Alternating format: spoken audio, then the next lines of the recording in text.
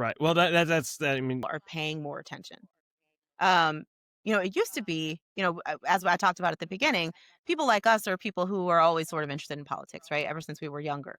Um, but when I was younger, it was kind of hard to get people to even know what I was talking about, right? People weren't paying attention to yeah. what the president had to say on any particular issue. Nobody knew what was going on unless they were somebody who was personally, kind of taking their time out of their day to watch political news and to figure out and to follow along with what was happening in politics. And today it's almost inescapable, right? It is something that, everybody is aware, and for lots of different reasons, for technology reasons, for personality reasons, for, the personalities that we have at the head of the government at this particular point in time. But for lots of other reasons, all of a sudden, political interest used to be something that we saw numbers very low in. And today, I mean, I don't have the statistics in front of me for that, but I don't think that we're seeing numbers that are nearly as low as we saw over a decade ago. Because people are a lot more interested in politics. They're following it. They see what's happening in their daily lives. They're following it on social media, but they just don't have the basic sort of background knowledge to really interpret everything that they're seeing. And so when people don't know, they don't have the background knowledge. The only thing that they can do is sort of think about things in terms of my team versus your team, right? And so if I don't know what the actual truth is, and I hear somebody saying something and they're a politician from the other side, well, I'm just going to assume that they're lying or that they're distorting something or, that they're trying to make my guys look bad because that's how politics works. And so I think that that's really the important role that civic education plays is that it helps you to sort of parse out what's going on, cut through all of the bias and the lies and all that kind of stuff that people are spitting at you to really see what's going on underneath the hood. And so I think that's important. I do have a couple of numbers that I wanted to share though, because we were talking earlier about that Sure. Constitution Day survey, and one of the really, kind of surprising and encouraging pieces of information that has come out recently is that it was September 17th, not too long ago, and they did that survey again. And the Annenberg Public Policy Center released a very encouraging report saying that they did actually see some increases in civic knowledge among some of the key indicators that they ask about in that particular survey. And so what we saw was 5-point increases, which is a pretty, pretty significant difference between 2024 and 2025. So more than two-thirds of U.S. adults were able to name all three branches of government in 2025. So that's 70% in 2025. It was only 65% in 2024. So that's just in 1 year. And I mean, okay, so that's basic. Obviously, most of the people who would be deciding to watch this podcast know what the three branches of government are. And so that seems like very basic information. But the fact that we have so many Americans who aren't able to readily recall what those three branches of government are is important and, kind of a worry. But the fact that we see so much shift in one particular year on this question, I think is very encouraging. I mean, it gives us something to sort of look forward to. Another one that we saw a big 5% jump in is when asked which specific rights are guaranteed by the First Amendment, the survey finds that nearly 4 in 5 people, which is 79%, can name freedom of speech, which is a statistically significant increase over the 74% that were able to name it in 2024. So, I mean, like you said, they don't seem like they're really, big differences, but they are. They're pretty large, significant increases that we see, and all of that is just about people paying more attention in politics and people doing a little bit more research, trying to figure out what's going on, and that's always good, right? We want people to be curious. We want people to look up information.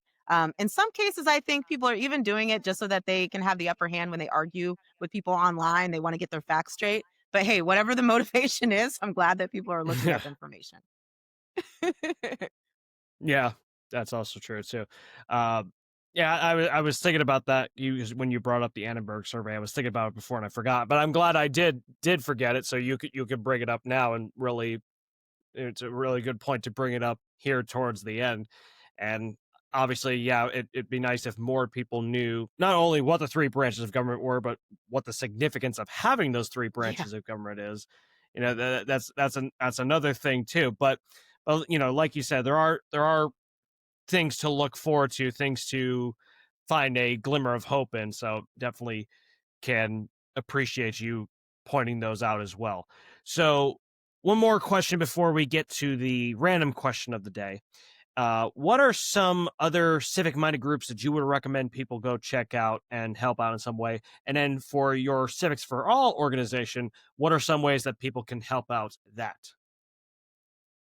So obviously, I love this question. Thank you so much for giving me the opportunity to talk about my website and also some of the other content creators in this area. So I'll talk about mine first. My website is called civicsforall.org, and that's the number four. So civicsforall, number four.org. Um, and on my website, I have links to where you can read my blog, which is the same as the newsletter that I publish on Substack. I also simultaneously publish all of those articles on my own blog on my website. So that's some really good information about my background and some of the particular areas that we've talked about in this interview. I go into sort of longer articles about those things. And then also information about the book itself. I have a page on the website where you can find out all the information that you need. If you want to support me, please do pre-order the book. It's now available for pre-order in paperback, audiobook, and ebook formats. The ebook format is starting at only $12.95.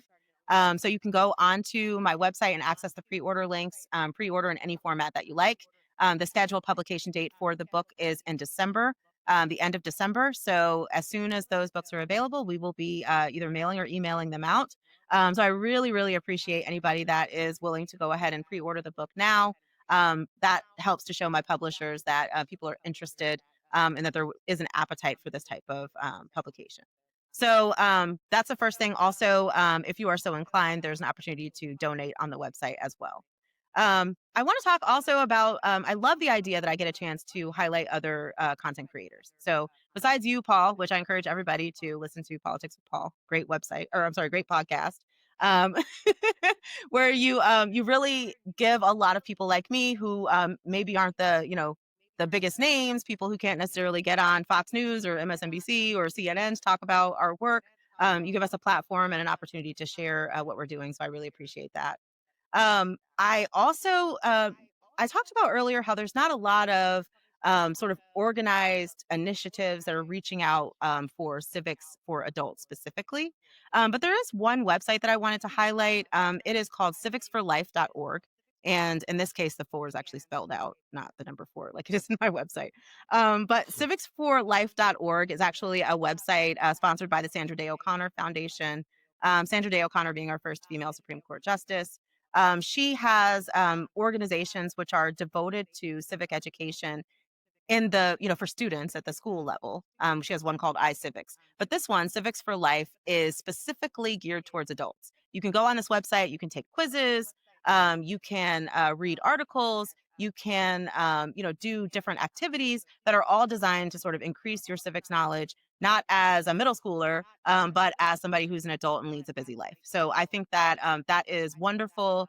Their website is a model for some of the things that I would love to be able to do on my website moving forward into the future. The other thing that I would encourage people to do is read newsletters and listen to podcasts that have to do other podcasts that have to do with history, the history of America, and also about politics and government. So I would suggest my two favorite newsletters on Substack. If you guys are active on Substack, Civics for Adults by Donna Blankenship, who is just a wonderful person. One of my favorite writers on Substack. She does a good job of connecting current events to civic education and the sort of the ideas. If my book is going to be Politics 101, her newsletter is more about sort of connecting that to what's going on in current events. And then also in the Information Bank by Sharon Lawrence. That is a wonderful newsletter that is